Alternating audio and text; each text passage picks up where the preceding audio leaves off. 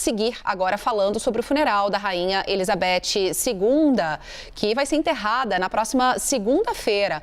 Nesse fim de semana, diversos líderes mundiais devem começar a chegar a Londres, onde o rei Charles III vai fazer uma recepção no Palácio de Buckingham, que é a sede da monarquia britânica.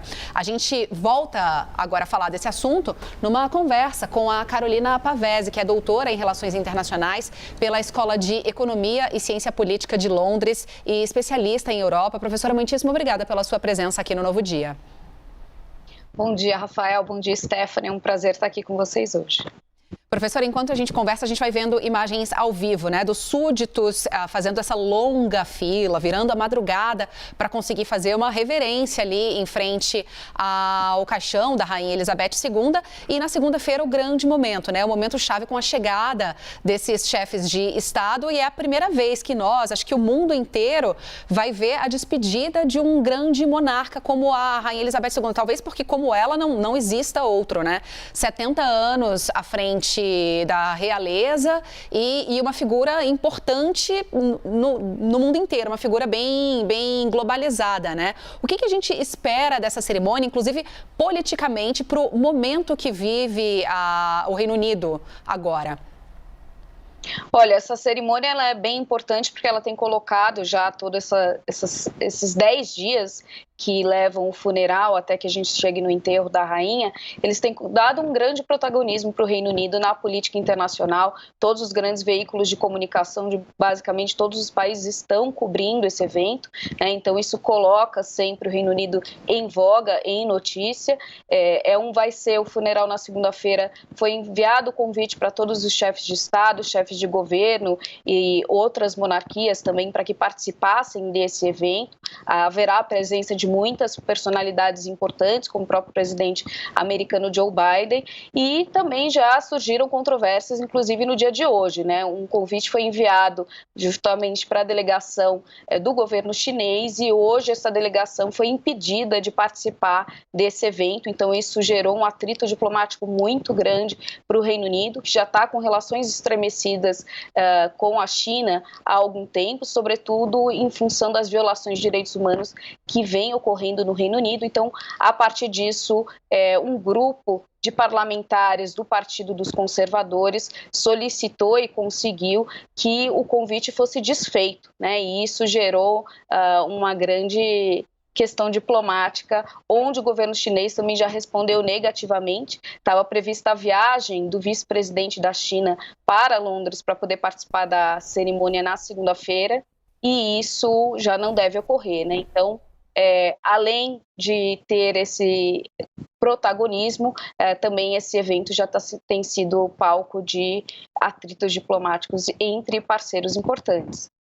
Professora, a gente está vendo a despedida de uma rainha em que pesem aspectos que levam a críticas ao reinado dela e ao comportamento como os britânicos, a forma como os britânicos trataram as suas colônias ao longo do tempo, né? Mas é inegavelmente uma figura carismática que serviu em diversos momentos para contenção de danos, pelo menos, né?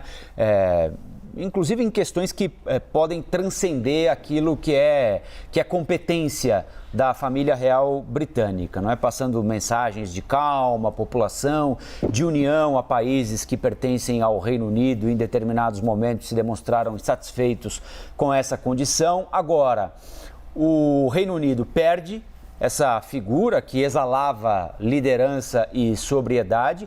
Ela é substituída por um filho que aparentemente nem de longe tem essas mesmas qualidades, né? Mas é claro que ele tem de se revelar agora. A gente está mostrando imagens ao vivo aí agora do príncipe Charles III em Cardiff, no país de Gales. Nós mostramos a chegada dele mais cedo, há umas 2 horas mais ou menos, ao país de Gales. Ele participou de uma missa solene em homenagem à mãe e em homenagem a ele também, que visita o país de Gales pela primeira vez na condição de rei. Ele que foi o príncipe de Gales ao longo do reinado da mãe, posição que ele agora transferiu ao filho, ao príncipe William, que é o sucessor dele no trono britânico. Então a gente mostrou ali a partida do rei Charles III do país de Gales. Ele provavelmente em mais algumas horas, nas próximas horas, deve voltar a Londres, porque hoje há uma perspectiva de uma vigília de pelo menos 15 minutos dos 4 filhos da rainha Elizabeth aí no Palácio de Westminster,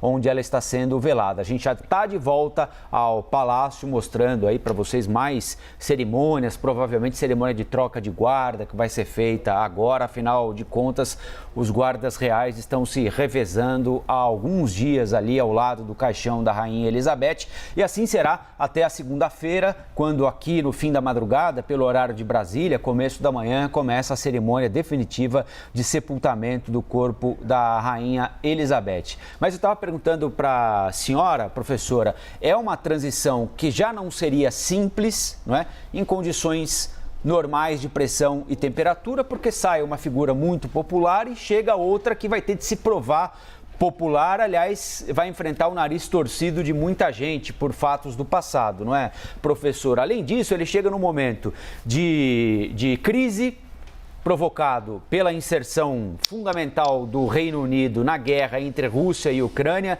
e na decisão de tomada de retaliações à Rússia por causa da invasão. Chega num momento de grave crise energética em que, além da perspectiva de falta de energia, a conta de energia está indo lá para o alto, a inflação muito alta, desejo de países que compõem o Reino Unido de ou abandonarem o Reino Unido ou procurarem condições que consideram mais favoráveis para eles. Qual é o grau de dificuldade que ele vai enfrentar daqui em diante, já com 73 anos também, não é, professora? Olha, Rafael, você trouxe um ponto muito importante, que é essa crítica que vem sendo feita à monarquia.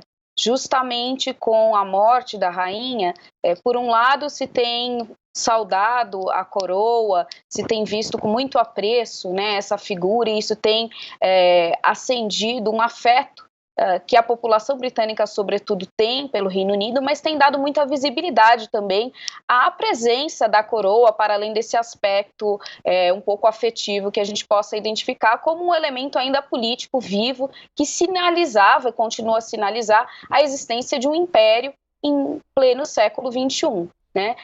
Esse processo tem sido acompanhado, por um lado, de alguns países como Nova Zelândia, como Canadá, dos quais a rainha Elizabeth era chefe de Estado e agora quem ocupa esse cargo é o rei Charles.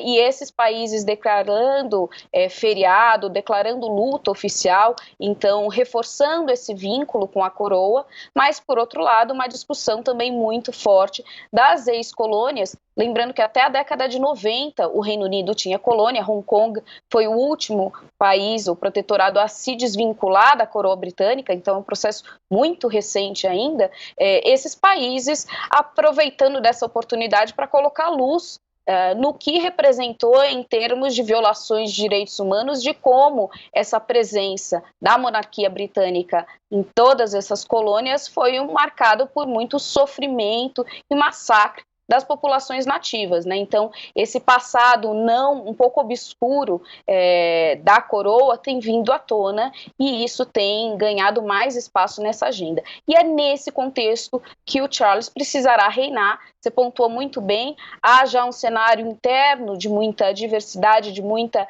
dificuldade. Nós tivemos, na semana do falecimento da rainha, uma troca de primeiro-ministro, né, e essa crise que já está posta, mas que deve se intensificar nos próximos anos. Então é dentro desse espaço que ele precisa reinar. Mas aí, Rafael, a coroa em crise tem um papel importante positivo, né, porque enquanto o governo fica tentando tatear um pouco no escuro medidas políticas, às vezes paliativas, para poder contornar a crise, e o governo fica nessa grande instabilidade, envolvido em escândalos, como nós temos acompanhado no governo britânico já há algum tempo, a coroa é esse lastro de estabilidade. Né? Então, se ele souber ocupar bem esse espaço e esse papel que a mãe dele tinha, isso pode reforçar a importância da monarquia para o Reino Unido como justamente esse elemento de estabilidade. Professora Carolina Pavese, doutora em Relações Internacionais pela Escola de Economia e Ciência Política de Londres. Eu espero voltar a ouvir a senhora depois das primeiras semanas, quando o reinado de Charles III já estiver assentado, para que a gente possa avaliar todas essas perspectivas que fizemos aqui, para ver se elas se concretizam realmente. Professora, muitíssimo obrigada pela presença da senhora. Obrigada a vocês e um bom dia a todos. Bom dia, professora. Obrigado.